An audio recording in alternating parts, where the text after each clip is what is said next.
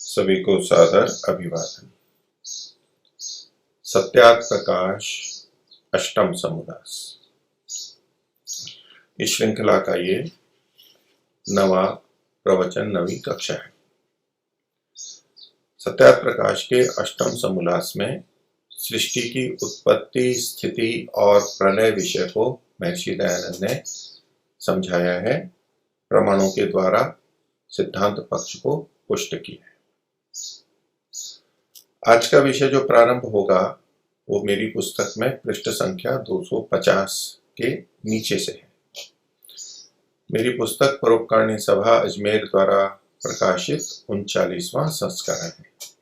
जो इस श्रृंखला में नियमित साथ में है उन्हें पता ही होगा कहाँ तक हो चुका है और कहाँ से नया चलेगा, और जो बीच में सम्मिलित हुए हैं जिनको पिछला नहीं पता, तो अत्र नास्तिका आहुः ये मोटे अक्षरों में लिखा हुआ मिलेगा और 8 सूत्र दिए हुए हैं लगातार। इससे आप पहचान करके वहां तक पहुंच सकते हैं। आप यदि पुस्तक को सामने रख के पढ़ते हैं, समझते हैं इस विषय को, तो अधिक समझ में आएगा, और नहीं तो जितना भी सुनने से आपको स्पष्ट होता है वो होगा। तो यहाँ प्रसंग दिया महर्षि ने, अत्र नास्तिका आहुः। अब इस विषय में यहाँ पर नास्तिक लोग कुछ बात कहते हैं। तो नास्तिकों के बहुत सारे मत यहाँ पर दिए गए हैं। यहाँ 8 सूत्र दिए गए हैं क्रमशः, और आगे की व्याख्या में हम देखेंगे 9 नास्तिकों के मंतव्य यहाँ पर दिए गए हैं। तो एक तो नास्तिक शब्द का अर्थ सामान्यतया हम ये लेते हैं जो ईश्वर को नहीं मानता है। प्रचलित भी है और उसमें कोई गलत भी नहीं है, किंतु यही एकमात्र अर्थ नहीं होता है। मनुस्मृति का एक वचन हमें प्राप्त होता है, नास्तिको वेद निंदकः। जो वेद की निंदा करता है उसे नास्तिक कहते हैं, ऐसा कह लीजिए। नहीं तो नास्तिक जो होता है वो वेद की निंदा करता है। नास्तिक जो होता है वो वेद की निंदा करता है। वाक्यार्थ तो ये है, लेकिन इससे हम कह सकते हैं कि वेद की निंदा करने वाला नास्तिक होता है। और वेद का तात्पर्य हुआ वेद का जो ज्ञान है, वेद की जो बातें हैं उसके विरुद्ध जो कहता है। वेद का अभिप्राय है जो सत्य ज्ञान है। तो जो सत्य ज्ञान के विपरीत कहता है उसे नास्तिक कहते हैं। जो चीज है उसको जो स्वीकार नहीं करता है वो नास्तिक कहलाता है। ईश्वर है और उसको जो स्वीकार नहीं करता है वो भी नास्तिक हो गया। आत्मा है उसको जो स्वीकार नहीं करता वो भी नास्तिक हो गया। जो वस्तुएं नित्य हैं उनको भी अनित्य मानता है वो भी नास्तिक हो गया। जैसा है वैसा नहीं मानता वो नास्तिक हो गया, यानी वो अज्ञानी है, उसको मिथ्या ज्ञान है इत्यादि। तो नास्तिक शब्द से हम यहाँ व्यापक अर्थ ग्रहण करते हैं। महर्षि उसी तरह का तात्पर्य लेके चल रहे हैं, क्योंकि जो नास्तिकों के क्रम बताएं वहां पर बीच में हम देखेंगे कि वो नास्तिक ईश्वर को मानते हुए कोई मान्यता रख रहा है। तो अर्थात ईश्वर को तो वो मान रहा है, लेकिन ईश्वर के कर्मों को गलत रीति से मान रहा है, इसलिए उसको नास्तिक महर्षि ने लिखा है। तो यहाँ केवल ये परिभाषा नहीं चलेगी कि जो ईश्वर को नहीं मानता है उसे नास्तिक कहते हैं। अगर ऐसा होगा तो बीच के जो मंतव्य आएंगे तो प्रश्न खड़ा हो जाएगा कि महर्षि इसको नास्तिक क्यों कह रहे हैं, ये तो ईश्वर को मानता है। उस प्रसंग में हम इस पे और चर्चा करेंगे कि क्यों नास्तिक है। ईश्वर को ठीक तरह से न मानना भी नास्तिक पने को बताता है। ईश्वर को ठीक रूप से मानना, जानना, ये आस्तिक के अंतर्गत आता है। तो ईश्वर है केवल इतना मान लेना आस्तिकता का लक्षण मुख्य नहीं माना जाएगा, ऐसा हमें महर्षि के इन वचनों से, व्याख्याओं से प्रतीत होता है। तो अब ये नास्तिकों के बारे में बता रहे हैं, अत्र नास्तिका आहुः। नास्तिकों के कुछ यहाँ वचन दिए गए हैं, 8 वचन दिए गए। इनको मैं अभी तो नहीं पढ़ रहा हूं, लेकिन इनके अर्थ और यानी वो जो प्रश्न है इनके, जो उनका पक्ष है, और फिर महर्षि के द्वारा उनका दिया गया उत्तर है, वो हम एक एक करके देखेंगे। तब इन सूत्रों को एक एक करके पढ़ेंगे। इन 8 सूत्रों में पहला सूत्र तो सांख्य दर्शन का है और बाद के 7 सूत्र न्याय दर्शन के हैं। तो वहां भी सिद्धांति के द्वारा उत्तर दिए गए हैं, वहां चर्चा चली है, लेकिन महर्षि ने यहाँ पर पूर्व पक्ष के जो मत हैं उन सूत्रों को लिया है। तो पहला हम देखते हैं, ये जो क्रमशः 1 2 3 4 से लेके 8 तक है, ये 8 सूत्र 8 पक्ष हैं और इन सब की विवेचना, इनका उत्तर एक एक करके हम देखेंगे। तो इसमें पहला वाला जो नास्तिक है वो बोलता है, यहां नास्तिक लोग ऐसा कहते हैं कि, क्या कहते हैं? ये जो सूत्र है सांख्य दर्शन का, अब इसको देखेंगे, शून्यम तत्वम, ये इनका प्रतिज्ञा वाक्य है, सिद्धांत है कि शून्य ही तत्व है। शून्य का मतलब हो गया अभाव, अभाव ही वास्तव में तत्व है। जैसे कि महर्षि ने पहले सिद्धांत पक्ष रखा था कि 3 अनादि तत्व हैं, ईश्वर, जीव और प्रकृति। अब ये उनको नहीं स्वीकार करते हैं, सबको शून्य ही मानते हैं। शून्य का मतलब अभाव आदि है, जो कि महर्षि स्वयं आगे बताएंगे, खोलेंगे इस बात को। तो सब कुछ शून्य, शून्यम तत्वम, तत्व मतलब कोई वास्तविक बात जो है, वास्तविक तत्व सार यही है कि सब कुछ शून्य है। क्यों शून्य है? तो उसके लिए इनका हेतु है भावो विनश्यति, जो भाव है यानी सत्तात्मक चीज है वो नष्ट हो जाएगी।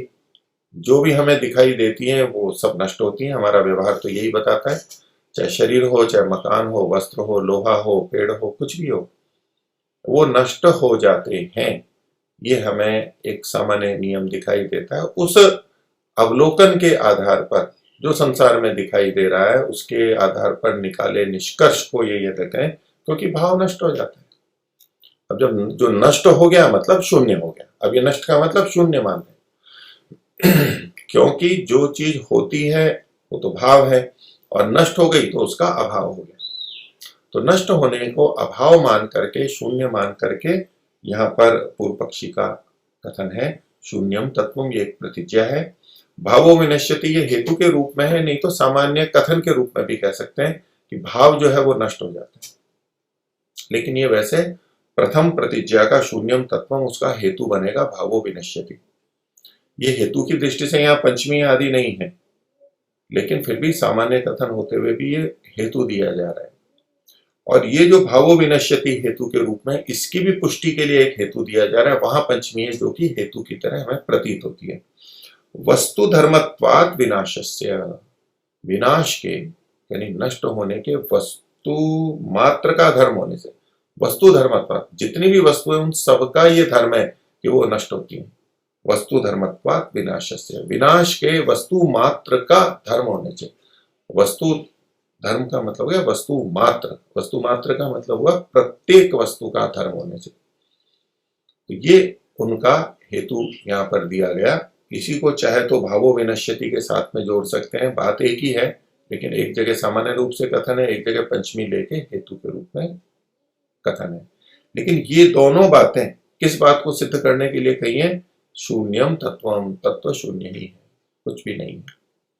ये हमने सूत्रार्थ देखा। अब आगे जो हिंदी में लिखा हुआ है उसको भी देख लेते हैं कि यहाँ नास्तिक लोग ऐसा कहते हैं कि, ये पहला नास्तिक होगा, क्योंकि आगे महर्षि ने दूसरा नास्तिक, तीसरा नास्तिक ऐसे करके संख्या दी है। तो नास्तिक लोग ऐसा कहते हैं, तो यहाँ ये पहला नास्तिक हम मान के चलेंगे। नास्तिकों में भी दृष्टि भेद है, वहां पर अनेक मत मतांतर हैं। क्या कहता है कि शून्य ही एक पदार्थ है। ये जो तत्व शब्द है उसके लिए महर्षि ने पदार्थ का प्रयोग किया कि शून्य ही एक पदार्थ है और कोई पदार्थ नहीं है, कुछ भी नहीं है, बस शून्य ही है। वास्तविकता क्या है कि सब शून्य है। ये एक बहुत बड़ा सिद्धांत है, शून्यवाद है। वाद का मतलब होता है एक सिद्धांत या तो प्रवृत्ति, जैसे कि हम कहते हैं कि ईश्वरवाद है, अथवा नास्तिकवाद है, कम्युनिस्टवाद है, गांधीवाद है, ऐसे ऐसे जो वाद ऐसा जो प्रचलित है और एक विशेष विषय को लेकर के कथन किए जाते हैं, तो ये कहते हैं कि शून्य ही एक तत्व, ये नास्तिकवाद हुआ। शून्य ही एक पदार्थ है, ऐसा वो मानते हैं, शून्यवाद। इसके लिए जब इनके जो हेतु हैं, क्योंकि कोई भी बात रखी जाती है तो कुछ ना कुछ हेतु देना होता है, उसका कारण बताना होता है। ये दार्शनिक शैली के अंदर होता है और सामान्य व्यक्ति भी कारण जानना चाहता है कि भाई आप ऐसा मानते हो तो क्यों मानते हो, इसके पीछे आधार क्या है, आपकी युक्ति क्या है, प्रमाण क्या है। तो वो बातें आगे लिखी गई हैं। वो पूर्व पक्षी की तरफ से ये सृष्टि के पूर्व शून्य था। ये सृष्टि है इसको तो ये मान रहा है, लेकिन इसके बनने से पहले शून्य था। जैसे कि प्रलय अवस्था, उससे पहले कि न सत आसीत न असत आसीत इत्यादि जो हमने देखे, उसमें सत नहीं था, ये वहां पर वचन आता है, तो वो शून्य था। इस तरह का ये तात्पर्य ले लेते हैं। सृष्टि के पूर्व शून्य था और अंत में शून्य होगा। अंत का अभिप्राय सृष्टि का जब नाश होगा उसके बाद से। क्यों ऐसा है? तो ये सृष्टि को शून्य कहना चाहते हैं और सृष्टि के ही पदार्थ हैं, और तो ये मानते नहीं है। तो वो सब शून्य थे, आगे और पीछे शून्य थे। एक हमने श्लोक देखा था, मेरी पुस्तक में तो पृष्ठ संख्या 246 है, आप अपने दृष्टि से देख सकते हैं, जहां ऊर्ण नाभि का वर्णन है, मकड़ी वाला वर्णन है। मांडुक्य उपनिषद की कारिका ये कहती, आदावंते च यन्नास्ति वर्तमानेपि तत्तथा। ये एक श्लोक दिया गया था, उसकी पंक्ति है एक, कि जो आदि में नहीं था और अंत में नहीं था, तो वो वर्तमान में भी नहीं है। ये शैली है। तो उस तरह की बात ये यहाँ पर कही जा रही है। तो यद्यपि वो इस सृष्टि को मान रहा है, ये कथन कर रहा है कि सृष्टि के पूर्व शून्य था, अर्थात जिस समय सृष्टि है उस समय शून्य नहीं है, और सृष्टि के अंत में शून्य होगा। तो अंत में शून्य होगा, सृष्टि के बाद में शून्य होगा, लेकिन वर्तमान शून्य है ऐसा ये अभी सीधे सीधे नहीं कह रहा है। वो सृष्टि को तो मान रहा है, लेकिन पहले चूंकि शून्य था और बाद में भी शून्य है, इसलिए अभी भी शून्य है, ये इनका कथन है। जैसा कि वहां कहा था, आदावंते च यन्नास्ति वर्तमानेपि तत्तथा, उसकी व्याख्या हम पीछे देख चुके हैं। तो अब इसमें हेतु दे रहे हैं कि मैं हिंदी को पढ़ रहा हूं। क्योंकि, हेतु, क्योंकि का मतलब ये हेतु दिया जाता है, युक्ति दी जा रही है, कारण बताया जा रहा है। क्योंकि जो भाव है, भाव का मतलब अर्थात वर्तमान पदार्थ है, अभी जो दिखाई दे रहा है, अर्थात ये सृष्टि, उसका अभाव होकर शून्य हो जाएगा, सृष्टि के अंत में अभाव हो जाएगा, तो इसलिए सब शून्य ही है। अब प्रथम तो विरोध यही आता है कि वर्तमान को तो आप स्वीकार कर रहे हो कि सृष्टि है, पहले शून्य था, बाद में शून्य था, होगा, ये वर्तमान में तो है, इसलिए सब कुछ शून्य है, ये तो नहीं कह सकते। लेकिन इनका तात्पर्य यही है, चूंकि आगे पीछे शून्य है, इसलिए ये भी शून्य है, शून्य ही वास्तविकता है। इसका उत्तर महर्षि दे रहे हैं। पहले महर्षि शून्य शब्द को समझा रहे हैं कि शून्य क्या, शून्य, शून्य शब्द तो पूर्व पक्षी ने दिया ही है, तो उसको खोल रहे हैं। आकाश, अदृश्य, अवकाश और बिंदु को भी कहते हैं। शून्य शब्द का तात्पर्य है, तो शून्य का एक कि आकाश, आकाश को भी शून्य कहते हैं। यहां जब शून्य को आकाश कहते हैं, तो उस आकाश शब्द का प्रयोग शून्य के अर्थ में ही किया जाएगा। वहां वो भौतिक आकाश नहीं माना जाएगा। सृष्टि से जो उत्पन्न होता है, मूल प्रकृति से जो उत्पन्न होता है, सृष्टि में उत्पन्न होता है, उस आकाश का यहाँ ग्रहण नहीं होगा, शून्य आकाश का ग्रहण होगा। तो आकाश। दूसरा है अदृश्य, लोक में जो दिखाई नहीं देता उसको भी वैसे तो शून्य कह देते हैं, और जो नहीं होता वो तो दिखाई देगा ही नहीं, और जिसमें रूप गुण नहीं होता है वो भी दिखाई नहीं देता। तो सामान्य रूप से जो दिखाई नहीं दे रहा उसको भी हम कह देते हैं शून्य है। फिर है अवकाश, रिक्त स्थान। ये जो आकाश है वो अवकाश है, वो भी एक ही बात है। आकाश, अवकाश, शून्य। तो अवकाश भी जहाँ के कुछ अन्य वस्तु नहीं है, और दूसरे शब्दों में कहें कि जहां ये सारी वस्तुएं ठहरी हुई हैं, चाहे ईश्वर हो, चाहे जीव हो, चाहे प्रकृति हो। महर्षि दयानंद भी लिखते हैं, यदि ये शून्य शून्य आकाश ना हो तो ये सब कहाँ ठहरे। तो वो जो रिक्त स्थान है, जो वास्तव में तत्व नहीं है, कुछ पदार्थ नहीं है, कुछ न होने को ही ये अवकाश कहा जाता है। तो अवकाश और बिंदु, बिंदु को भी शून्य कहा जाता है। अर्थात जैसे कि हम संख्या के अंदर लिखते हैं, 0, 1, 2, 3, 4, वो जो शून्य होता है, जो लिखा जाता है, गोल होता है, या तो कोई बिंदु होता है, उसको भी शून्य कहा जाता है। ऐसा शून्य के अनेक अर्थ। आगे कहते हैं, शून्य जड़ पदार्थ, इस शून्य में सब पदार्थ अदृश्य रहते हैं। ये जो शून्य जड़ पदार्थ है, ये मूल प्रकृति की दृष्टि से कथन प्रतीत हो रहा है कि इस शून्य में सब पदार्थ अदृश्य रहते। चूंकि पूर्व पक्षी सृष्टि को लेकर के कथन कर रहा है कि सृष्टि के पूर्व शून्य था, अंत में शून्य होगा, तो इसको सिद्धांत पक्ष बताया जा रहा है कि देखो शून्य शब्द का मतलब अदृश्य भी होता है। आप शून्य का मतलब अभाव मत लो, अदृश्य भी होता है। तो ये जो शून्य जड़ पदार्थ, शून्य जड़ पदार्थ है, चेतन नहीं, चेतन के लिए नहीं कह रहे हैं कि आत्मा और परमात्मा को छोड़ करके जो है यानी मूल प्रकृति वो जड़ है। और इस शून्य में यानी मूल प्रकृति में सब पदार्थ अदृश्य रहते हैं। ये जो सृष्टि के पदार्थ हैं अभी दिखाई दे रहे हैं, तो प्रलय अवस्था में वो वहां पर अदृश्य रहते हैं, उनका रूप गुण अनुभूत होता है, इंद्रियों से वो हमारे द्वारा ग्राह्य नहीं होता है, अदृश्य रहते हैं। आगे कहते हैं जैसे एक बिंदु से रेखा, बिंदु से रेखा उत्पन्न होती है। गणित की दृष्टि से, रेखा गणित की दृष्टि से हम देखते हैं बिंदु की एक परिभाषा है कि बिंदु किसे कहते हैं। सामान्य कथन कहते हैं कि जिसकी न लंबाई है न ऊंचाई है और बस एक छोटा सा बिंदु है। और रेखा क्या है, तो रेखा को भी ऐसे ही कहते हैं कि अनेक बिंदुओं के संयोग को रेखा कहते हैं, न कि पास पास बिंदु बिंदु बिंदु करते जाएंगे तो एक रेखा हो जाएगी। तो बिंदु से रेखा, ये महर्षि ने जो आगे कहा, और रेखाओं से वर्तुलाकार करने से, और जो रेखाएं हैं उनको भी अगर हम गोल कर सकते हैं, त्रिकोणाकार कर सकते हैं, ऐसे भिन्न भिन्न रूप दे सकते हैं। वही तो गोल एक बना हुआ है, वो भी तो एक तरह से रेखा ही है, लेकिन एक रेखा होती है सीधी रेखा होती है और एक वही गोल के रूप में होती है, तो हम उसको अब रेखा सीधे सीधे नहीं कहते, लेकिन है तो रेखा ही वो। ऐसे ही त्रिकोणाकार, आयताकार रेखाओं का भिन्न भिन्न आकार हम दे सकते हैं। तो कहते हैं बिंदु से रेखा, रेखाओं से वर्तुलाकार करने से भूमि पर्वत आदि ईश्वर की रचना से बनते हैं। तो जो मूल प्रकृति है उसके जो कण हैं वो आपस में मिल मिल करके कुछ बड़े बन गए। अब उनको विभिन्न आकार दिए गए, किसके द्वारा? ईश्वर की रचना से ये हुए हैं। तो इसी से भूमि और पर्वत, ये जो संसार दिखाई दे रहा है वो बने हैं। तो इसका क्या अभिप्राय हुआ कि रेखा बिंदु या शून्य से बनी है, रेखा बिंदु से बनी है, तो बिंदु अभाव नहीं है। अनेक बिंदु मिलकर के रेखा बनी है, तो वो अभाव से भाव नहीं हुआ, वो बिंदु का भाव था, और अनेक बिंदुओं के भाव से रेखा बनी है, उससे वर्तुलाकार बना है। ऐसे ही मूल प्रकृति के जो कण हैं छोटे छोटे, वो आपस में मिलकर के और स्थूलाकार हुए और उनको विभिन्न आकारों में परिवर्तित किया गया, विभिन्न रंग रूप आदि उनके आ गए, और ये ईश्वर के द्वारा होता है। महर्षि ये कहना चाहते हैं अभाव से कभी भी नहीं बनता। रेखा बनानी हो तो बिंदु तो चाहिए, बिना बिंदु के रेखा नहीं बना सकते। एक भी बिंदु ना हो, कुछ भी ना हो और रेखा बन जाए, ऐसा नहीं हो सकता है।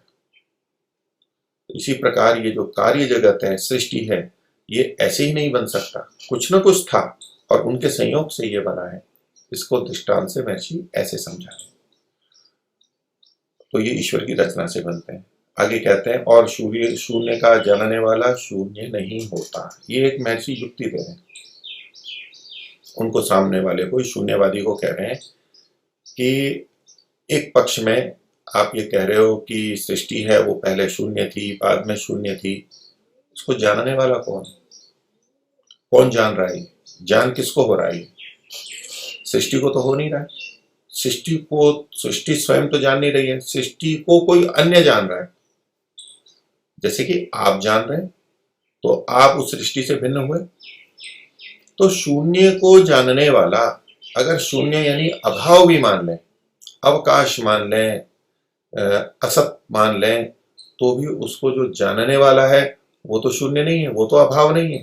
शून्य का मतलब यह है अभाव, तो वो तो अभाव नहीं है, क्योंकि जानने वाला तो है, तभी तो वो जान रहा है, उसका अस्तित्व है, वहां ज्ञान भी है।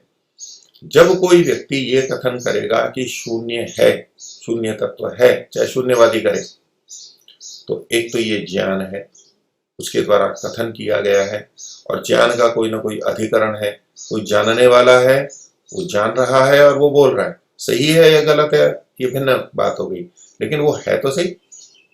नहीं तो ये जान कौन रहा है और ये कह कौन रहा है, ये समझा कौन रहा है कि सब कुछ शून्य है। इसलिए महर्षि ने कहा और शून्य का जानने वाला शून्य नहीं होता, इसलिए सब कुछ शून्य है, ये तो आप नहीं कह सकते। आपकी बात आधी अधूरी मान भी ली जाए कि सृष्टि के पहले शून्य था और सृष्टि के बाद भी शून्य था, लेकिन उस शून्य को जानने वाला तो कोई है, इसलिए सब कुछ शून्य है और शून्य ही तत्व है, ऐसा तो नहीं कह सकते। सत्ता तो जानने वाले की है, तो इसी से आपका पक्ष खंडित हो जाता है। तो ये पहला नास्तिक था, तो किसी को भी नहीं मानता था। जब किसी को भी नहीं मानता, सृष्टि को नहीं मानता, तो वो ईश्वर को भी नहीं मानता है, वो आत्मा को भी नहीं मानता है, किसी को भी नहीं मानेगा, वो सब कुछ शून्य है। तो ये पहला नास्तिकवाद खंडित किया गया। यानी महर्षि कहना चाहते हैं कि सब शून्य नहीं है, त्रैतवाद है ही, ईश्वर जीव प्रकृति है और कार्य जगत भी जो इससे बना है वो भी अस्तित्व वाला है, उसकी सत्ता है। आगे देखते हैं दूसरा नास्तिक। दूसरा नास्तिक क्या कहता है इसके लिए हम दूसरे सूत्र को देख लें। ये न्याय दर्शन का सूत्र है और नीचे जो सूत्र संख्या दी गई है या उसका संदर्भ है उसको समझ सकते हैं कि न्याय दर्शन सूत्र अध्याय 4, चौथे अध्याय के ये सूत्र हैं। जो आगे के 7 सूत्र हैं, 2 से लेकर 8 तक हैं, उसके 7 सूत्र हैं। उसमें है अध्याय 4 और उसका आनिक 1 और सूत्र संख्या आगे दी गई है 14, 19, 22, 25, 29, 34, 37। ये क्रमशः यथाक्रम समझ लेनी चाहिए कौन सा किस सूत्र में। अगर किसी को विशेष जिज्ञासा हो तो वो वहां न्याय दर्शन में जाकर के इन प्रकरणों को देख सकता है। ये तो पूर्व पक्षी के सूत्र हैं, फिर सिद्धांति के सूत्र भी हैं जहां इनका समाधान किया गया कि न्याय दर्शनकार क्या समाधान करते हैं। तो दूसरा सूत्र लेते हैं यहाँ का और ये न्याय दर्शन के चौथे अध्याय के पहले आने का 14वां सूत्र है। क्या सूत्र है? अभावात भावोत्पत्ति नानुपमृत्य प्रादुर्भावात्। ये कहते हैं न अभावात भावोत्पत्ति, नहीं अभावात भावोत्पत्ति, ये इनका प्रतिज्ञा वचन हो गया। अल्प विराम लगा सकते हैं कि ये जो भाव दिखाई दे रहा है यानी सृष्टि दिखाई दे रही है, इसकी उत्पत्ति अभाव से हुई है। पीछे सब कुछ शून्य था, वो तो सबको शून्य मान रहा है।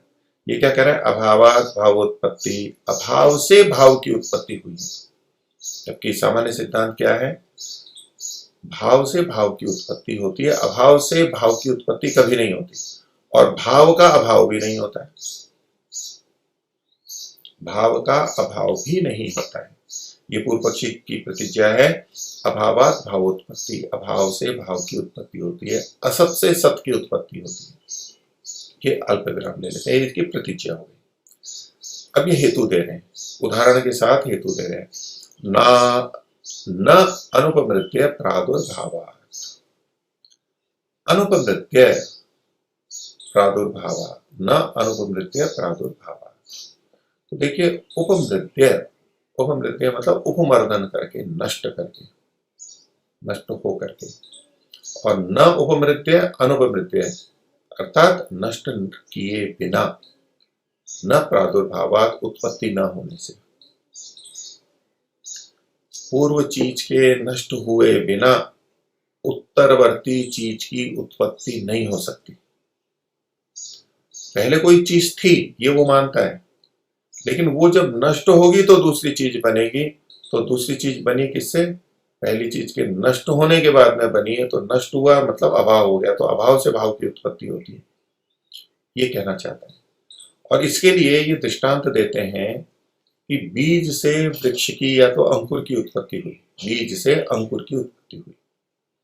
तो बीज पहले था, ये तो इतना तो मान रहे हैं। तो ये कहते हैं कि बीज के नष्ट हुए बिना अंकुर की उत्पत्ति नहीं हो सकती। और ये जो अवलोकन है समाज देखा जाता है, तो एक दृष्टि से ठीक ही है कि जब तक बीज नष्ट नहीं होगा तब तक अंकुर की उत्पत्ति नहीं होगी। हम चाहें कि बीज जू का तू बना रहे और उससे अंकुर हो जाए और पेड़ बन जाए, ऐसा नहीं होगा, बीज तो नष्ट हो ही जाएगा। तो बीज के नष्ट हुए बिना अंकुर की उत्पत्ति नहीं होती, इसलिए अभाव से भाव की उत्पत्ति होती है, ये इनका कहना है। तो हेतु के पीछे इनका दृष्टांत भी छुपा हुआ है। महर्षिका की जो अर्थ हिंदी में है उसको देख लेते हैं। तो दूसरा नास्तिक क्या कहता है? अभाव से भाव की उत्पत्ति होती है। अभावत भाव उत्पत्ति, ये संस्कृत में है, वैसा का वैसा यहाँ हिंदी में लिखा है। जैसे बीज का मर्दन किए बिना, अनुपलब्धि मर्दन किए बिना, मर्दन कहते हैं जैसे पीस देते हैं पत्थर से, किसी से मसल देते हैं, ये मर्दन करना होता है। जैसे कि हम घोटते हैं किसी चीज को, पीस देते हैं, मसल देते हैं, ये मर्दन करना होता है। तो जैसे बीज का मर्दन किए बिना अंकुर उत्पन्न नहीं होता। अब यहाँ वैसा मर्दन नहीं है कि किसी ने घोट करके मर्दन किया और नष्ट होना आते हैं। बीज के नष्ट हुए बिना अंकुर उत्पन्न नहीं होता। और आगे कहते हैं इसी की पुष्टि के लिए, और बीज को तोड़कर देखें तो अंकुर का अभाव है, यानी बीज में अंकुर का अभाव होता है। जब बीज को देखते हैं तो उसमें अंकुर नहीं है। हम ऐसा नहीं कह सकते कि बीज में अंकुर था और वो अंकुर के रूप में आ गया है। ऐसा अगर माना जाए तब तो भाव से भाव की उत्पत्ति हो जाएगी, लेकिन ये पूर्व पक्षी तो अभाव से भाव की उत्पत्ति मानता है। तो पहली बात तो इसने कही कि बीज नष्ट होता है तब अंकुर उत्पन्न होता है। कोई कहे कि नहीं जी बीज में ही अंकुर था, तो कहते हैं कि नहीं बीज में अंकुर भी नहीं होता है। तो अंकुर नहीं होता है इसका मतलब है अभाव से भाव की उत्पत्ति हुई, अंकुर न होने से अंकुर उत्पन्न हुआ है। अंकुर से अंकुर उत्पन्न होना होता तो भाव से भाव की उत्पत्ति हो जाती है। इसलिए वो स्पष्ट करके निषेध कर रहा है कि बीज में अंकुर भी नहीं होता है। और बीज को तोड़कर देखें तो उसमें अंकुर का अभाव होता है। अब इसमें किसी बीज को जब हम तोड़ते हैं, विशेष रूप से द्विदल वालों को जो तोड़ते हैं, तो उसमें बीच में एक छोटा सा अंकुर जैसा हमारे को दिखाई तो देता है। और गेहूं आदि में भी, मक्के आदि में भी ऊपर एक सिरे में छोटा सा दिखाई देता है। तो कोई उसको अंकुर कह सकता है, लेकिन पूर्व पक्षी उसको अंकुर नहीं मान रहा है। वो यूं कह रहा है जैसा अंकुर बाहर होता है, भूमि को फोड़ करके निकलता है, वैसा अंकुर वहां पर नहीं होता है, इसलिए वो उसका अभाव मान रहा है। जबकि यूं हम आज विज्ञान की दृष्टि से पढ़ते हैं, प्रत्यक्ष देखते हैं, तो बीज में ऊपर की तरफ जहां एक स्थान होता है वहां वो अंकुर होता है, वहीं से नीचे भी जड़ें जाती हैं और वहीं से ऊपर की तरफ से पौधा अंकुरित होता है। दोनों तरफ वहीं से होते हैं, दोनों प्रवर्धन होते हैं, सूक्ष्मता से हमारे को वहां दिखाई देते हैं। पर पूर्व पक्षी उसको नहीं मान रहा है। वो कहता है कि ये अंकुर जो बाहर निकल रहा है, पौधे जमीन के बाहर निकल रहा है, वो वहां नहीं है। इसलिए वो कह रहा है तोड़ के देखें तो, बीज को तोड़कर देखें तो अंकुर का अभाव है। तो इस दृष्टि से ये क्या निष्कर्ष निकाल रहा है? जब प्रथम अंकुर नहीं दिखता था, यानी पहले अंकुर नहीं था, तो अभाव से उत्पत्ति हुई है। बीज नष्ट हो जाता है, अंकुर पहले था नहीं और फिर भी अंकुर की उत्पत्ति हुई है, तो ये अभाव से भाव की उत्पत्ति हुई है। अंकुर का अभाव ये मानता है। अब ये जो दृष्टि है ये भी एक नास्तिक पक्ष है, ये असत पक्ष है।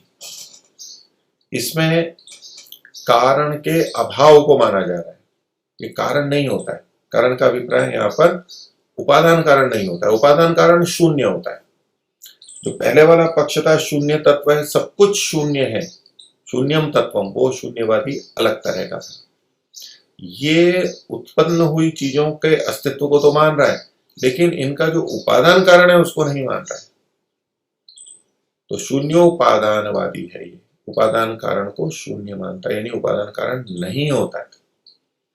और दूसरी दृष्टि से देखें तो कोई भी कारण नहीं होता ये कह सकता है, लेकिन उपादान कारण नहीं होता, ये यहाँ की मुख्य बात है। तो इसको कारण अभाववादी भी कह सकते हैं। पर कारण चूंकि तीन प्रकार के होते हैं, हमने देखा है कि एक निमित्त कारण होता है, दूसरा उपादान कारण होता है, तीसरा साधारण कारण होता है, जो महर्षि ने व्याख्या की है। इसमें यहाँ मुख्यतः उपादान कारण की कथन की है कि इनके पीछे कोई उपादान कारण नहीं है। इसके उत्तर में महर्षि कहते हैं जो बीज का उपमर्दन करता है वह प्रथम ही बीज में था। महर्षि कहते हैं कि ये बात तो ठीक है कि बीज नष्ट हो जाता है और अंकुर आ जाता है, लेकिन बीज को नष्ट किसने किया? अभी बीज का नष्ट होना क्या है कि बीज में जो पोषक पदार्थ थे, भूमि जल आदि के संपर्क में आकर के वहां वो सक्रिय हुए, अंकुर बढ़ना प्रारंभ हुआ, और जब अंकुर बढ़ा तो उसका पोषण पहले कहां से मिला? बीज के जो भाग हैं उसी से मिला। वो इसीलिए तो वहां पर साथ में था ताकि अंकुर बढ़ सके, ऊपर जा करके फिर सूर्य का प्रकाश आदि ले सके और नीचे जा करके भूमि से जल आदि का ग्रहण कर सके, समर्थ बन सके। तो उसके लिए ही तो ये सामग्री थी, वो व्यवस्था तो उस बीज में पहले से थी। तो महर्षि कहते हैं कि बीज का उपमर्दन करता है। हम कहें बीज को नष्ट किसने किया? किसान ने तो बोया था, माली ने तो बोया था, नष्ट तो नहीं किया, और न किसी कीड़े ने आके नष्ट किया, क्योंकि पौधा तो बन गया है। तो नष्ट किसने किया है? तो महर्षि लिखते हैं कि जो बीज का उपमर्दन करता है, यानी वो जो व्यवस्था है, प्रक्रिया है, जो वहां बीज को बीज रूप में नष्ट कर रही है और अंकुर रूप में परिणत कर रही है, वह प्रथम ही बीज में था, वो बीज में था ही। और जो न होता तो उत्पन्न कभी नहीं होता। अगर वो तत्व वहां नहीं होते तो कुछ भी उत्पन्न नहीं होता। तो पहली बात तो वो सूक्ष्म अंकुर भी वहां रहता है, और अंकुर जिन पदार्थों से बनता है, अंकुर बनने के लिए जो जो चीजें आवश्यक हैं, भूमि से जल आदि ले लेगा, और अन्य पोषक पदार्थ जो चाहिए, प्रोटीन चाहिए, कार्बोहाइड्रेट चाहिए, अन्य खनिज लवण चाहिए, वो बीज से ही निकल करके वहां पर गए हुए हैं अंकुर में। इसलिए अभाव से भाव की उत्पत्ति नहीं कही जा सकती, ये भाव से ही भाव की उत्पत्ति है। तो ये इस प्रकार दूसरे नास्तिक का भी महर्षि ने खंडन किया। अब तीसरे नास्तिक को देखते हैं। तीसरा नास्तिक ये कहता है, इसके लिए हम तीसरा सूत्र देख सकते हैं। सूत्र है ईश्वरः कारणम। इसकी प्रतिज्ञा है कि जो संसार में जो कुछ हो रहा है उसमें ईश्वर ही कारण है, अर्थात जीवों के कर्म कारण नहीं है। हेतु दे रहा है ये पुरुष कर्म आफल्य दर्शनात्। पुरुष कर्माफल्य दर्शनात्, पुरुष के कर्मों का, पुरुष से यहाँ अभिप्राय है आत्मा के, जीवात्मा के, जीवात्माओं के कर्मों की अफलता देखे जाने से, आफल्यता, आफल्य, अफल, फल, फल मतलब जो कर्म का फल होता है, और अफल का कहते हैं कि फल का न होना, और आफल्य तो अफलस्य भाव आफल्यम, अफल का जो भाव है उसको आफल्य कहते हैं। कि पुरुष के कर्मों की असफलता, असफलता, आफल्य मतलब असफलता देखे जाने से। असफलता कैसे? कि मनुष्य कर्म करता है और अनेक बार उसके फल ही नहीं होते। यदि मनुष्य के कर्म से फल होते तो प्रत्येक कर्म का फल हमारे को दिखाई देना चाहिए, लेकिन वो दिखाई नहीं देता है, मिलता नहीं है, कभी दिख जाता है कभी नहीं दिखता है। तो इसका मतलब है कि फल का मनुष्य के कर्म के साथ में संबंध नहीं है। मनुष्य के कर्म हो तो फल भी अवश्य होगा, ये दिखाई तो देता नहीं है, इसलिए ईश्वर ही इसमें कारण है। पूर्व पक्षी का मत हुआ ईश्वरः कारणम पुरुष कर्म आफल्य दर्शनात्। हिंदी में देखिए, तीसरा ये जो नास्तिक है वो कहता है, तीसरा नास्तिक कहता है कि कर्मों का फल पुरुष के कर्म करने से नहीं प्राप्त होता है। तो कोई ये समझे ये जो फल मिलते हैं ये ईश्वर के कर्म के कारण से मिलते हैं, तो ऐसा नहीं, उससे तो नहीं मिलता है, नहीं प्राप्त होता। क्यों? कितने ही कर्म निष्फल दिखने में आते हैं। तो वो ये नहीं कह रहा है पूर्व पक्षी कि किसी भी कर्म का फल नहीं दिखाई देता, बहुत से कर्मों के फल दिखाई देते हैं, बहुत से कर्मों के फल दिखाई नहीं देते। तो कहा कितने ही कर्म, यानी बहुत से कर्म निष्फल दिखने में आते हैं। तो जब निष्फल दिखने में आते हैं तो कोई से ये भी तो पूछ सकता है कि कुछ कर्मों के फल तो देखने में आते हैं, कुछ कर्मों के फल देखने में नहीं आते। तो कर्मों के फल नहीं देखने में आते, इसी से आप ये निर्णय क्यों निकाल रहे हो? आप कर्मों के फल जो देखने में आते हैं उससे भी तो कुछ निर्णय निकाल सकते हो। तो लेकिन पूर्व पक्षी ये कह रहा है कि चूंकि कर्मों के फल देखने में नहीं आते, इसलिए आप ये नियम नहीं बना सकते कि कर्मों का फल होता ही है, कर्मों के अनुसार ही फल होता है, ये आप नियम नहीं बना सकते। और जहां कर्मों के फल दिखाई दे रहे हैं वो संयोग मात्र हो सकता है, उनका कर्म, उन फलों का कर्मों से कोई संबंध ना हो। काकतालीय न्याय से ऐसे ही संयोग मात्र हो गया कि कर्म भी, इधर कर्म दिखाई दे रहा है, उधर फल दिखाई दे रहा है, तो हमने संबंध बना लिया, वास्तव में संबंध नहीं है। यदि कर्म के साथ फल का संबंध होता तो प्रत्येक कर्म के साथ में फल दिखना चाहिए था, पर वो दिखता नहीं है, इसलिए कर्म के अनुसार फल नहीं होता है, पुरुष के कर्म के अनुसार फल नहीं होता है। इस विचारधारा से, इस तरह से सोच के पूर्व पक्षी अपनी बात को रख रहा है। तो फिर से देखिए कि कर्मों का फल पुरुष के कर्म करने से नहीं प्राप्त होता, कितने ही कर्म निष्फल दिखने में आते हैं, इसलिए अनुमान किया जाता है, प्रत्यक्ष तो है नहीं। प्रत्यक्ष तो केवल ये देखा है कि कर्मों के साथ में फल नहीं भी देखा जाता है, लेकिन इससे अब वो अनुमान कर रहे हैं। इससे अनुमान किया जाता है कि कर्मों का फल प्राप्त होना ईश्वर के अधीन है। तो वैसे तो ईश्वर दिखाई दे नहीं रहा है, केवल संबंध टूट रहा है, कर्म, पुरुष के कर्मों के साथ फल का संबंध टूट रहा है। तो इससे अनुमान कैसे किया इसने, पूर्व पक्षी ने अनुमान कैसे किया? तो पूर्व पक्षी कि जब कभी कुछ अलग से दिखाई दे रहा है तो उसका कोई ना कोई करने वाला होगा। यदि कर्म से ही फल होता रहता तो सदा कर्म के साथ फल दिखना चाहिए था, लेकिन नहीं हो रहा है, इसका मतलब है कोई ना कोई रोकने वाला है, कोई ना कोई रोकने वाला है, कोई ना कोई चेतन है। पीछे से बिजली आ रही है, बल्ब है, स्विच भी है, लेकिन कभी कमरे में प्रकाश दिखाई देता है, कभी कमरे में प्रकाश दिखाई नहीं देता। इसका मतलब है कि कोई वहां पर नियामक है, और वो नियामक कौन है? तो इन्होंने परिशेष न्याय से वो ईश्वर को माना है। दो तरह से यहां अनुमान का प्रयोग किया गया। पहली बात तो ये कि ये चीजें हो रही हैं तो इसका कोई ना कोई करने वाला होगा। अब ये कोई ना कोई कौन है, ये पहले अनुमान से पता नहीं लग रहा है, पहले अनुमान से केवल इतना लग रहा है कि कोई ना कोई होगा। अब ये सब बातें यहाँ लिखी नहीं है, लेकिन जिस तरह से ये अनुमान की बात करें, इससे अनुमान होता है, तो अनुमान कैसे कर रहा होगा वो आपके सामने स्पष्ट कर रहा हूं। तो पहली बात क्या हुई कि कोई ना कोई करने वाला होगा। अब ईश्वर करने वाला है, ये अनुमान से कैसे आया? तो अब ये दूसरे अनुमान का द्वितीय प्रयोग किया जाता है, इसको कहते हैं परिशेष न्याय। कि पुरुष तो कर्म कर ही रहा है, उसके अनुसार फल नहीं हो रहा है, तो पुरुष तो फल चाहता था, इसीलिए तो उसने कर्म किया, लेकिन फिर भी फल नहीं हो रहा है। इसका मतलब है पुरुष यानी आत्मा तो फल को देने वाला नहीं है, इसलिए पुरुष को तो हटा दिया। और प्रकृति जड़ है, वो तो फल देती नहीं है, इसलिए तीसरा कौन बचा है? ईश्वर बचा है। तो यहाँ ईश्वर को मान करके कथन कर लिया, ईश्वर अनुमान ईश्वर परक निकालिए। तो कहा कि इसलिए अनुमान किया जाता है कि कर्मों का फल प्राप्त होना ईश्वर के अधीन है। अब देखिए कि ये ईश्वर को मान रहा है, ये व्यक्ति, ये पक्ष वाला पूर्व पक्षी ईश्वर को मान रहा है, लेकिन फिर भी क्या कहा जा रहा है? ये नास्तिक है। क्यों नास्तिक है? जब हम ये परिभाषा करते हैं कि जो ईश्वर को मानता है वो आस्तिक, जो ईश्वर को नहीं मानता है वो नास्तिक, तो ये तो आस्तिक में आना चाहिए था, महर्षि फिर भी उसको नास्तिक लिख रहे हैं। तो ईश्वर के अस्तित्व को तो ये मान रहा है, किंतु ईश्वर के ठीक स्वरूप को नहीं मान रहा है। ईश्वर के वो मान रहा है, कोई माने, ईश्वर के कुछ गुणों को भी मान ले, लेकिन ईश्वर के कुछ गुणों को, कर्मों को, स्वभावों को न माने या गलत मान ले, तो वह भी नास्तिक कहलाता है।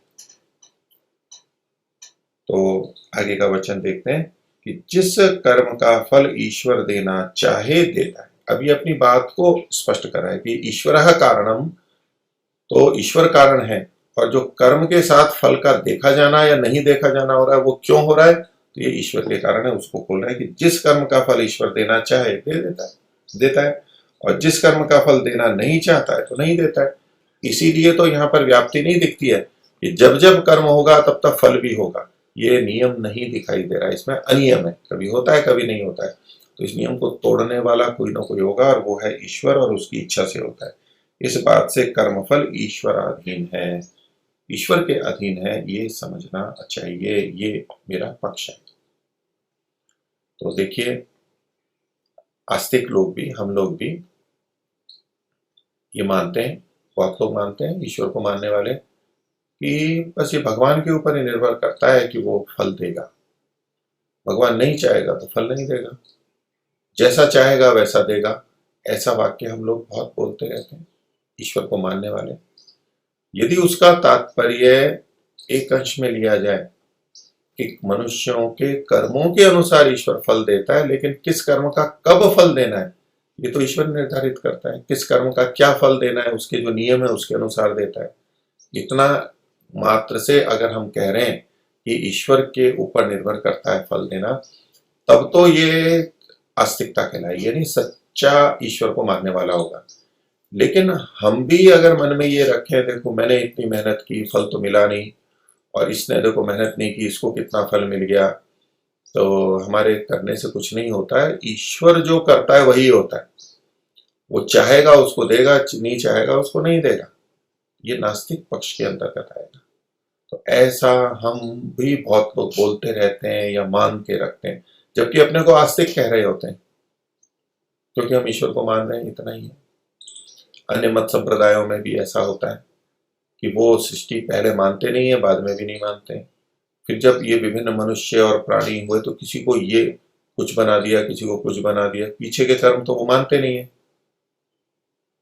तो परमात्मा ने, अल्लाह ने ये सब चीजें बनाई, किसको कुछ बनाया, किसको कुछ बनाया, तो ये भिन्न भिन्न क्यों बना दिया? तो उसके लिए तो सब आत्माएं समान होनी चाहिए, सब रूहें समान होनी चाहिए। फिर क्यों बना दिया, ये अलग अलग क्यों कर दिया? तो कहते हैं कि सब चीजों की आवश्यकता थी, परमात्मा ने अलग अलग बना दिया, उसकी इच्छा है। तो इसको आस्तिकता नहीं कहते, ये नास्तिकता है, ये नास्तिक सिद्धांत है। तो उचित रीति से ईश्वर को मानना तो आस्तिक बना होगा। तो परमात्मा कर्मों का फल देता है, लेकिन पुरुष के यानी आत्मा के कर्मों के अनुसार देता है। अब इसकी विवेचना महर्षि ने की है, उसको देख लेते हैं। उत्तर दे रहे महर्षि, जो कर्म का फल ईश्वराधीन हो तो। अब ये पूर्व पक्षी की बात को मान करके कथन किया जा रहा है, तात्कालिक रूप से मान करके अभ्युपगम सिद्धांत से कहा जा रहा है। जो का मतलब है यदि, यदि कर्म का फल ईश्वराधीन हो तो, केवल ईश्वराधीन, बिना यानी कर्म निरपेक्ष, आत्मा के कर्मों से निरपेक्ष ईश्वर के अधीन हो तो। वैदिक सिद्धांतों में आत्मा के कर्म के अनुरूप ईश्वराधीन है ये तो माना जाता है, लेकिन कर्म निरपेक्ष ईश्वराधीन हो वो नहीं माना जाता, उसी की चर्चा है। तो जो कर्म का फल ईश्वराधीन हो तो बिना कर्म किए ईश्वर फल क्यों नहीं दे देता? महर्षि ने प्रति प्रश्न किए, उत्तर भी देंगे, लेकिन प्रति प्रश्न करके भी उत्तर दिया जाता है, व्यक्ति को ठीक रास्ते पे लाया जाता है। क्योंकि पूर्व पक्षी ने यह कहा था कि कर्म के अनुसार तो देता नहीं, वो चाहे तो दे और चाहे तो ना दे, ये बात थी।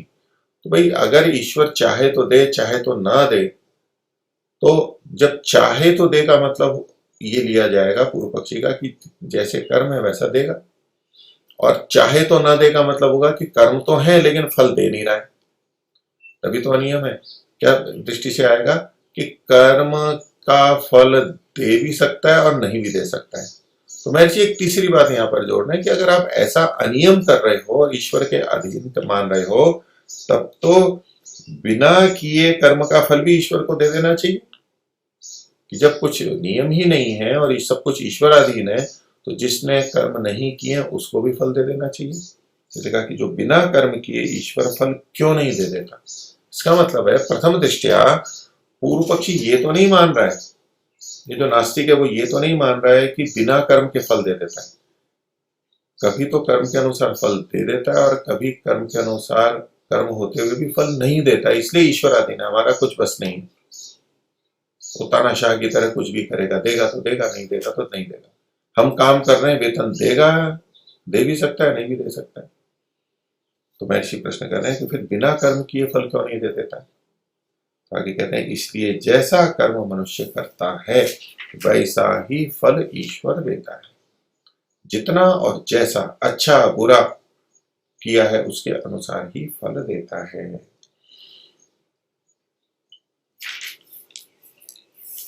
आगे कहते हैं इससे ईश्वर स्वतंत्र पुरुष को कर्म का फल नहीं दे सकता। अब ये देखिए वाक्य रचना है, इसमें थोड़ा ध्यान देना है कि इससे मतलब इस कारण से, जो पीछे विवेचना की है इस कारण से सिद्ध होता है कि ईश्वर स्वतंत्र पुरुष को। अब ये स्वतंत्र शब्द कहाँ जोड़ें? अगर इस स्वतंत्र को पुरुष के साथ में जोड़ दें, क्योंकि प्राय विशेषण पहले आता है विशेष्य बाद में आता है, तो स्वतंत्र विशेषण मान के पुरुष को कि ईश्वर एक पहला हो गया, स्वतंत्र पुरुष को, यानी आत्मा कर्म करने में स्वतंत्र है, इस दृष्टि से वो स्वतंत्र पुरुष घट जाएगा कि ईश्वर स्वतंत्र पुरुष को कर्म का फल नहीं दे सकता। यानी हम जो स्वतंत्र हैं कर्म करने में, उनको फल दे ही नहीं सकता, ऐसा तात्पर्य आ जाएगा, जो कि सिद्धांत के विपरीत है और अगले वाक्य के भी विपरीत है। क्योंकि महर्षि क्या लिखते हैं, किंतु जैसा कर्म जीव करता है वैसा ही फल ईश्वर देता है। यानी ईश्वर कर्म फल देता है, ये आगे कहा जा रहा है। तो ईश्वर स्वतंत्र पुरुष को कर्म का फल नहीं दे सकता, ये पहली पंक्ति से अर्थ नहीं लेंगे, ये गलत अर्थ हो जाएगा। तो ये स्वतंत्र शब्द कहाँ लिया जाएगा, ईश्वर के साथ में जुड़ेगा। कैसे देखेंगे कि ईश्वर स्वतंत्र, स्वतंत्र का मतलब यहां पर होगा स्वतंत्रता पूर्वक, स्वेच्छा से। ईश्वर स्वतंत्र होकर के, यानी स्वच्छंद होकर के स्वतंत्रता पूर्वक पुरुष को कर्म का फल नहीं दे सकता। कर्म का फल तो दे सकता है, लेकिन स्वतंत्र होकर कर्मफल नहीं देता है, स्वेच्छा से नहीं देता है।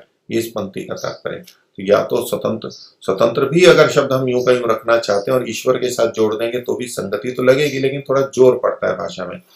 इससे ईश्वर स्वतंत्र पुरुष को कर्म का फल नहीं दे सकता। तो यह स्वतंत्र का मतलब है स्वतंत्रता पूर्वक, स्वच्छंदता पूर्वक, इच्छा से। ईश्वर इच्छा से पुरुष को कर्म का फल नहीं दे सकता। अब जब हमने ये अर्थ किया, अगली पंक्ति भी इससे संगत होती है, किंतु जैसा कर्म जीव करता है वैसा ही फल ईश्वर देता है। तो ये तीसरा पक्ष हुआ। ये जो तीसरा पक्ष है, ये इसमें हम कहेंगे कि ईश्वर मात्र कारण है, मात्र ईश्वर को कारण मानने वाला जो पक्ष है उसके लिए ये माना जाएगा। तो अथवा कर्म के अनुसार भी दे रहा है तो बस ईश्वर ही है, चाहे तो दे चाहे तो नहीं दे, इस दृष्टि से ईश्वराधीन हो गया है। तो वैदिक सिद्धांत में हम इस नास्तिक पने को स्वीकार नहीं करते। ईश्वर को मानते हुए भी गलत मान रहा है, तो हमें कैसा मानना चाहिए कि कर्म का फल ईश्वराधीन है। इतने अंश में कैसे, वो कर्म के अनुसार देता है, दूसरा नहीं दे पाता है, ठीक से नहीं दे पाता है, हम भी नहीं ले पाते हैं। तो ये जो विभिन्न भोग्य पदार्थ परमात्मा ने दिए हैं, शरीर आदि दिए हैं, विभिन्न शरीर देता है, तो ये है तो ईश्वर के अधीन, हम परतंत्र हैं उसमें, ईश्वर के अधीन हम हैं। हम परमात्मा ने कर्मों को कर्म के न्याय के अनुसार वो देता है, तो हमारे कर्माशय पर उसका नियंत्रण है, वो उसके अनुसार दे सकता है, देता है। तो ये तीसरा नास्तिक हो गया। अब चौथे नास्तिक को देखते हैं। तो चौथा नास्तिक कहता है, वो क्या कहता है, जरा हम सूत्र भी देख सकते हैं, चौथा वाला। ये भी न्याय दर्शन का सूत्र है, ये है 22वां सूत्र। सूत्र है अनिमित्त तो भावोत्पत्ति की, भाव की जो उत्पत्ति होती है, सत्तात्मक जो चीजें हैं, उत्पत्ति तो ये मान रहा है, भाव भी मान रहा है, लेकिन वो कैसी होती है, अनिमित्तता, बिना कारण के होती है। अनिमित्त तो भावोत्पत्ति, भावों की उत्पत्ति विभिन्न है, देखी जाती है, वो प्रत्यक्ष है, उसका वो निषेध नहीं कर रहा है, लेकिन वो बिना निमित्त के होती है, उसमें कोई कारण नहीं है, ऐसा वो मान रहा है। कैसे, तो दृष्टांत कोई हेतु के रूप में प्रस्तुत करते हुए वो कह रहा है, कंटक तीक्ष्ण आदि दर्शनात्, कांटों की तीक्ष्णता आदि देखे जाने से। पेड़ पौधों में जो कांटे होते हैं वो तीक्ष्ण होते हैं, आगे से तीखे होते हैं, चुभने वाले, वो देखे जाने से। तो उससे कैसे ये निष्कर्ष निकाल रहा है, ये जो तीखापन आदि है ये तो अपने आप ही होता है, इसमें कोई कारण तो है नहीं। कांटे निकल आते हैं, तीखे होते हैं, इसमें कोई कारण तो है नहीं। तो जैसे ये सब चीजें होती हैं, तो कांटा है, भाव है, उसकी तीक्ष्णता भी है, लेकिन इसमें कोई कारण नहीं है। इसके आधार पर वो निष्कर्ष निकालता है, अपना सिद्धांत बनाता है, प्रतिज्ञा वाक्य, अनिमित्त तो भावोत्पत्ति, बिना कारण के भाव की उत्पत्ति होती है। अब इसमें आगे हिंदी वाला अर्थ देख लेते हैं। तो चौथा नास्तिक है, देखिए चौथा नास्तिक कहता है कि, क्या कहता है, बिना निमित्त के पदार्थों की उत्पत्ति होती है। तो जितने पदार्थ हैं बिना कारण के बनते हैं। अब कारण मात्र का यहाँ निषेध हो गया। एक तरफ हम कह सकते हैं कि उपादान कारण नहीं रहा है और निमित्त कारण नहीं है, साधारण कारण नहीं है, तो यहाँ पर बिना किसी निमित्त के, क्योंकि एक अभाव वाला जो प्रसंग था, दूसरा अभावात भावोत्पत्ति। तो एक दृष्टि से हम देखें तो अभाव से भाव की उत्पत्ति, वहां उपादान कारण का निषेध किया है। या निमित्त शब्द किसी भी कारण के लिए आ सकता है, तीनों कारण ले सकते हैं, अथवा महर्षि ने जैसा कहा निमित्त कारण जो चेतन होता है उसका केवल ग्रहण कर लेंगे। दोनों पक्ष देखे जा सकते हैं। तो सामान्य उपादान कारण या निमित्त कारण, किसी भी कारण का यहाँ पर निषेध किया गया है। तो कहते हैं, चौथा नास्तिक कहता है बिना निमित्त के पदार्थों की उत्पत्ति होती है। जैसे बबूल आदि वृक्षों के कांटे तीक्ष्ण अणी वाले देखने में आते हैं, तीक्ष्ण अग्रभाग वाले देखने में आते हैं, इससे विदित होता है। अब ये दृष्टांत देखा, उसने कांटों को देख लिया, कुछ समझ में आ नहीं रहा है, सोचता है कि बिना कारण के हैं, तो लेकिन उससे उसने निष्कर्ष निकाल लिया। इससे विदित होता है कि जब जब सृष्टि का आरंभ होता है तब तब शरीर आदि पदार्थ बिना निमित्त के होते हैं। अब एक कंटक का उदाहरण ले लिया और कह रहा है कि मैं प्रत्यक्ष देख रहा हूं, और उसके आधार पर निष्कर्ष निकाल दिया जो शरीरादि पदार्थ बने हैं ये भी बिना निमित्त के हुए हैं। जैसे यहाँ बिना निमित्त के हैं, ऐसे वहां भी बिना निमित्त के, क्योंकि ये भी बने हैं, वो भी बने हैं, कांटा भी बना है और शरीरादि पदार्थ भी बने हैं। तो देखिए, अनेक बार हम कुछ चीजों का प्रत्यक्ष करते हुए भी, अवलोकन करते हुए भी कुछ का कुछ निष्कर्ष निकाल लेते हैं, गलत निष्कर्ष भी निकाल लेते हैं। अब कोई कहने लगे नहीं जी मेरा तो प्रत्यक्ष है, आप प्रत्यक्ष का खंडन कैसे करोगे, ये तो देखो कांटे बिना कारण के हो रहे हैं। तो पहली बात तो ये भी विचारनी है कि कांटे आदि बिना कारण के हो रहे हैं या कारण के हैं। और थोड़ी देर के लिए मान भी लिया जाए कि बिना कारण के, तो उदाहरण तो हमें कारण वाले पदार्थों का भी तो देखने में मिलता है। बहुत सी चीजें, जैसे रोटी बन रही है तो आटा उसका कारण है, बनाने वाला उसका निमित्त कारण है, तो ये कारण भी तो देखे जा रहे हैं। तो इस कुछ उदाहरणों को देख करके कि ये तो अपने आप होता है, ऐसा कैसे निष्कर्ष निकाल लेते हैं। दोनों तरह से देखा जाता है, दोनों तरह से देखा जाता है, तो ये प्रश्न खड़ा होगा कि यहाँ ये चीजें निमित्त से बनी है या बिना निमित्त के बनी है। अब फिर विचार चलेगा। केवल एक पक्षीय दृष्टांत को लेकर के निष्कर्ष नहीं निकाला जा सकता, क्योंकि पंचावयव में अगर कोई प्रस्तुत भी करेगा अनुमान से, तो दूसरा निमित्त वाले उदाहरण दिखा देगा, देखो ये भी बना है और इसका ये निमित्त है, तो खंडित हो गया। वो विपरीत दृष्टांत दे दिया तो व्याप्ति नहीं बन पाई कि जो जो भी उत्पन्न होता है वह बिना निमित्त के उत्पन्न होता है, ये व्याप्ति नहीं बन पाएगी, खंडित हो जाएगी, इसलिए पक्ष भी खंडित हो जाएगा। तो हम अनेक बार पूरी दृष्टि नहीं देख पाते हैं और एकांगी जो हमने प्रत्यक्ष किया उसके आधार पर निष्कर्ष निकाल लेते हैं, और वो गलत हो सकते हैं, जैसे कि ये यहां पर गलत हुआ। इसका उत्तर महर्षि का देखते हैं। उत्तर में लिखते हैं महर्षि, जिससे पदार्थ उत्पन्न होता है वही उसका निमित्त है। अभी जिससे शब्द है, जिससे पदार्थ यानी कोई नई चीज उत्पन्न होती है, कार्य द्रव्य। अभी जिससे तो विभिन्न कारण हो सकते हैं, ईश्वर से या तो मूल प्रकृति से, साधनों से, कहीं भी किसी भी कारण के साथ में जोड़ सकते हैं इसको। लेकिन यहां जिस तरह का आगे उदाहरण दिया है उससे हमें एक निष्कर्ष आता है कि यहां जिससे का मतलब क्या लेना चाह रहे हैं महर्षि। तो उदाहरण देखिए, बिना बीज कंटकी वृक्ष के कांटे उत्पन्न क्यों नहीं होते।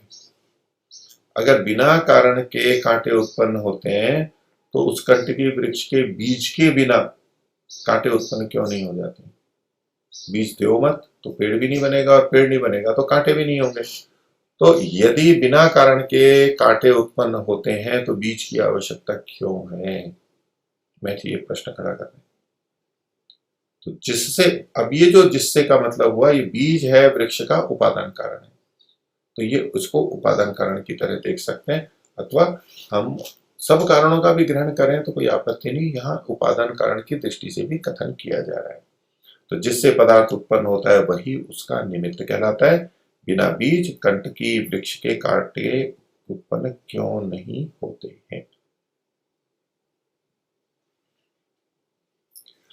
तो ये जो नास्तिक है ये अनिमित्त अभाववाद वाला है। अभाव को तो मानता है ये, लेकिन बिना निमित्त के ये चीजें उत्पन्न होती हैं, वो निमित्त का अभाव मानता है। जो चीजें बनी है उसका अभाव नहीं मान रहा है, उसका तो अस्तित्व वो यहां पर स्वीकार कर ही रहा है। आगे देखिए, पांचवा नास्तिक। पांचवें नास्तिक के लिए सूत्र दिया गया है, ये भी न्याय दर्शन का है। सर्वम अनित्यम, सब कुछ अनित्य है, ये इसकी प्रतिज्ञा होगी। अनित्य का तात्पर्य कि जो कभी उत्पन्न होता है और नष्ट हो जाता है उसको अनित्य कहते हैं। तो उत्पन्न होना और नष्ट होना ये अनित्यता के लिए हेतु बनेगा। तो सर्वम अनित्यम, सब कुछ अनित्य है। सर्व मतलब सब कुछ, मतलब सब कुछ, कोई भी छूटेगा नहीं, ये वो पक्ष है। सर्वम अनित्यम हेतु दे रहे हैं उत्पत्ति विनाश धर्मकत्वात्। ये जो जितनी भी चीजें हैं वो उत्पत्ति धर्म वाली हैं और विनाश धर्म वाली हैं। उनमें उत्पत्ति और विनाश दोनों देखे जाते हैं। अब उदाहरण कितने भी देश दिए जा सकते हैं, लाखों करोड़ों अरबों। पत्ता है, ये गाड़ी है, ये कमरा है, दीवार है, ईंट है, कुछ भी ले लीजिए। तो सर्वम अनित्यम उत्पत्ति विनाश धर्मकत्वात्। उत्पत्ति इनका धर्म है, ये उत्पन्न होते हैं, क्योंकि ये जितने सारे उदाहरण मिलेंगे उत्पन्न हुए हैं। और विनाश भी को भी प्राप्त होते हैं, विनष्ट भी होते हैं। तो उत्पत्ति विनाश धर्म वाले होने से सब कुछ अनित्य है। अनित्य कहते ही उसको है जिसकी उत्पत्ति होती है वो अनित्य होता है, क्योंकि जिसकी उत्पत्ति होती है उसका विनाश भी होता है। जो सदा नहीं बना रहता वो अनित्य होता है, सनातन नहीं होता है वो अनित्य कहलाता है। तो इस अर्थ में सब कुछ अनित्य है, ये भी नास्तिकवाद है, सब कुछ अनित्य है।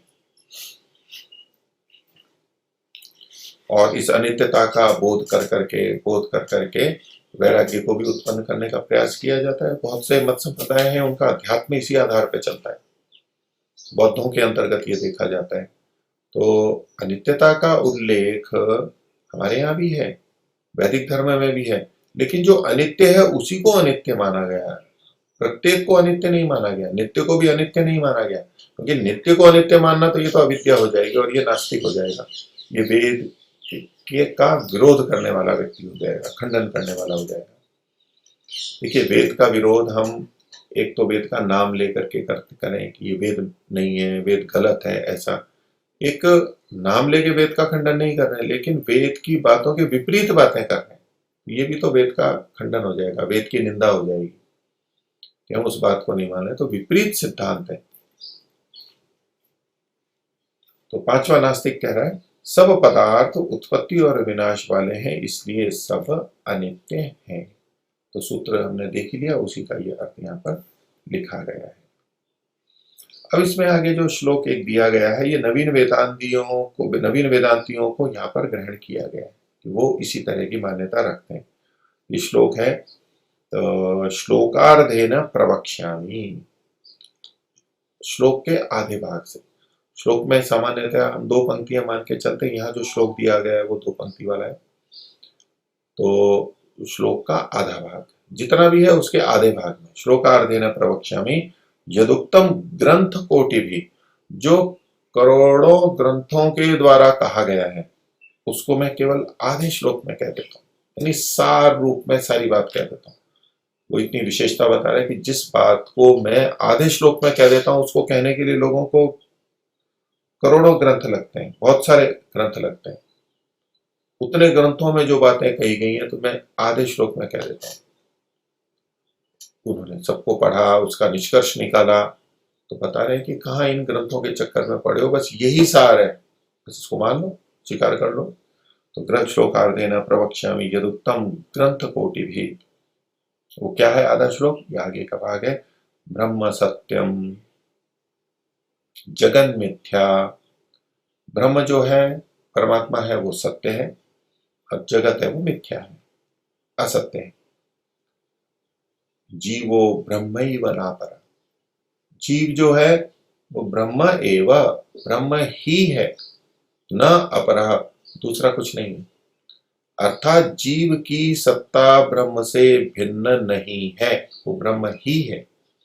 जीवो ब्रह्मैव न अपरा, जीव ब्रह्म ही है। बात तो इतने से भी सिद्ध हो जाती थी, कही गई, लेकिन और स्पष्ट किया, न अपरा, वो दूसरा नहीं है। तो यह किसी ग्रंथ का श्लोक है। कहते हैं नवीन वेदांती लोग पांचवें नास्तिक की कोटि में हैं। मैक्सिमम का अंतर्भाव यहाँ कर रहे हैं, क्योंकि वे ऐसा कहते हैं कि करोड़ों ग्रंथों का यह सिद्धांत है, करोड़ों का यह सिद्धांत है कि ब्रह्म सत्य, जगत मिथ्या और जीव ब्रह्म से भिन्न नहीं है। तो ये पांचवा पूर्व पक्षी हुआ। इसका उत्तर और इसका समाधान हम आगे देखेंगे। आज का विषय इतना ही रखते हैं। सभी को सादर अभिवादन। ओम शांति।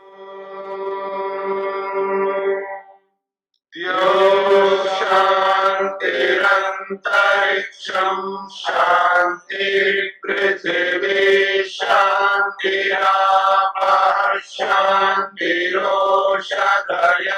शान्तिः वनस्पतयः शान्तिर्विश्वे देवाः शान्तिर्ब्रह्म शान्ति सर्वं शान्ति शान्तिरेव शान्ति क्षमा शान्तिरेधि